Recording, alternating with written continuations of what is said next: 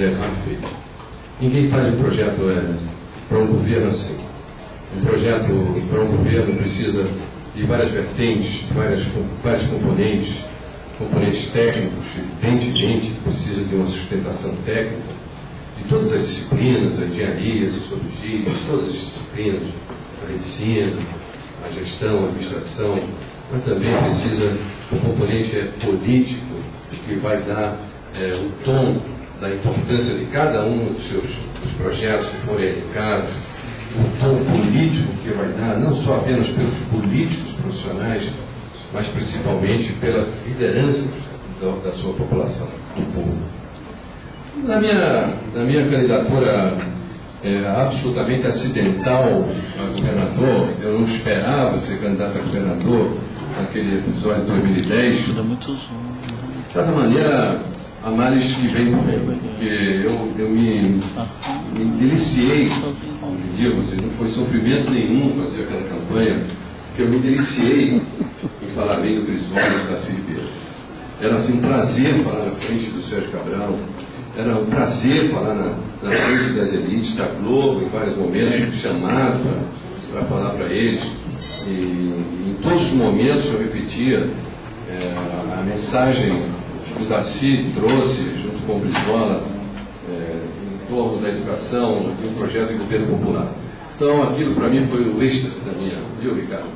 Aquilo para mim, 42 anos de política, sempre nesse lado nacionalista, trabalhista, sempre voltado para a causa da democracia, dos direitos humanos. Aquilo foi o ápice que qualquer um de vocês também se deliciaria, de poder expressar, não porque vocês almejassem como eu, mas expressar na opinião pública, nos debates, para muita gente, as ideias que a gente tem não são minhas, as ideias desses dois grandes personagens que eu até hoje sempre reverencio, que é o Brizola e o Darcy Ribeiro.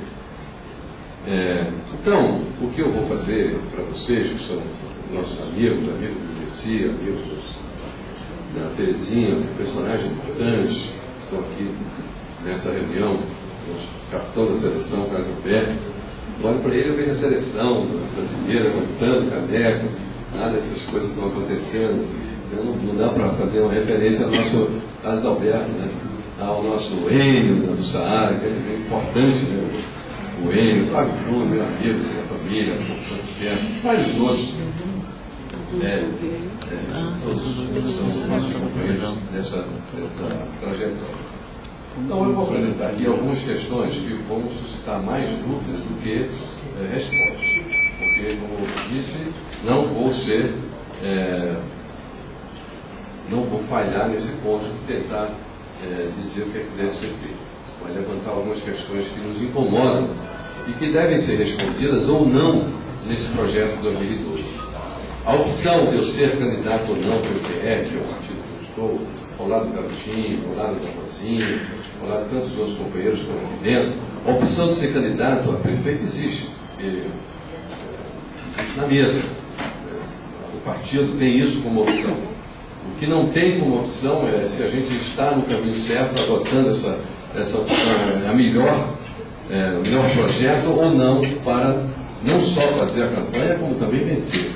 Porque o Rio de Janeiro precisa vencer em 2012 todo esse establishment está aí instalado há algum tempo.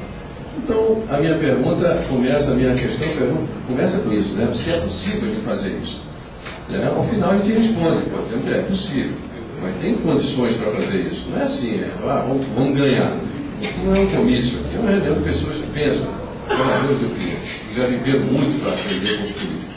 Então, eu começo com a minha perplexidade. É possível mudar esse status quo da política do Rio de Janeiro, onde você tem o poder legislativo, o poder judiciário, o poder executivo, o Ministério Público, eu digo, nenhum deles é a totalidade, mas em grande parte, e como disse o Boechat outro dia para mim, as exceções são tão pequenas que elas praticamente se desaparecem no contexto geral do que está sendo feito nas instituições públicas, também privadas, do nosso Estado do Rio de Janeiro.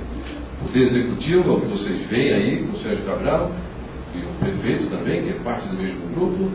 O Poder Legislativo, vocês viram como é que foi eleito o presidente, o que é que ele sucede, né, o que ele sucedeu, o sucessor, o que sucedeu o outro, e o Poder Judiciário, quais são as suas sentenças mais recentes, o Poder Judiciário Eleitoral, tudo isso nos deixa perplexos. E a imprensa, que é desde o tempo do Brizola, mas há muito tempo, a imprensa, como instituição, também se comportando de uma maneira completamente à margem do que deveria ser seu papel. Vamos lá, então, essa é a grande questão que eu vou pontuar aqui. Próximo. Esses projetos, melhor, esse projeto que eu chamaria de republicano, democrático e popular, 3 palavras muito mais representativas do que outras que estão por aí, como socialismo, e outros comunistas, todas essas que a gente idealiza com sociedade melhor, mas que já estão nas mãos dos próprios burgueses capitalistas, porque não há nada mais capitalista do que o PCdoB hoje, por exemplo.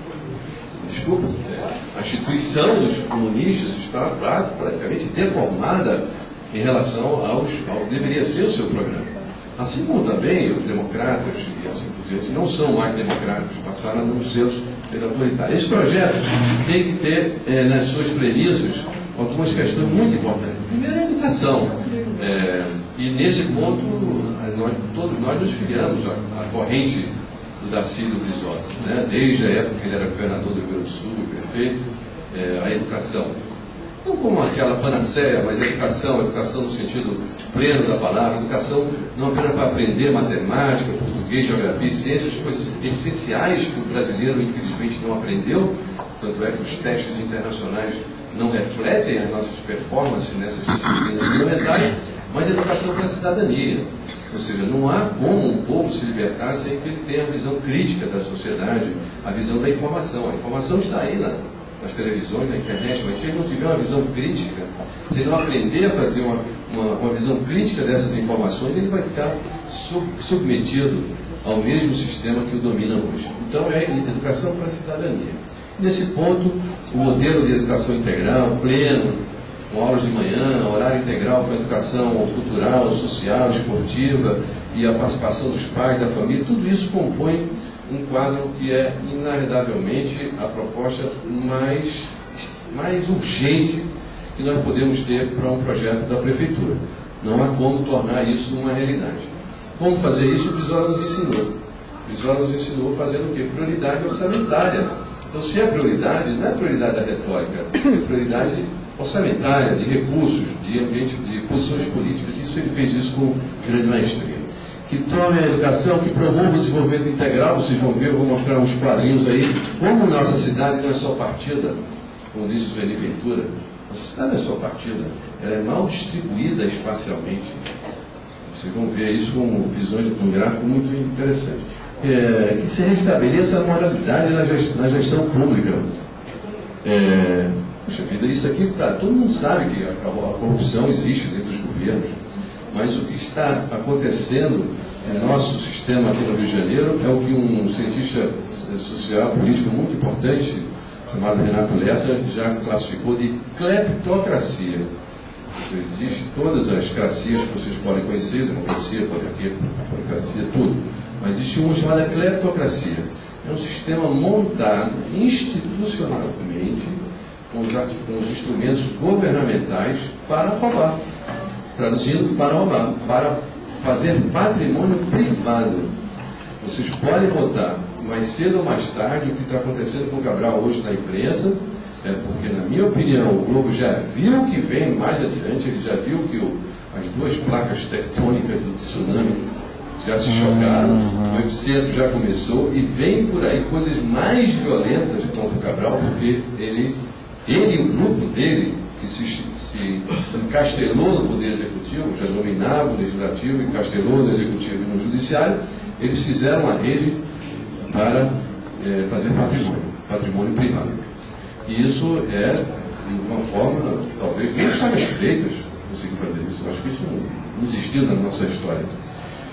Que faça coisas simples, como, por exemplo, funcionar o Sistema Único de Saúde. É possível. O Rio tem mais de 200 unidades de saúde, centro policlínico, centro de saúde, hospitais de emergência, agora clínica da família.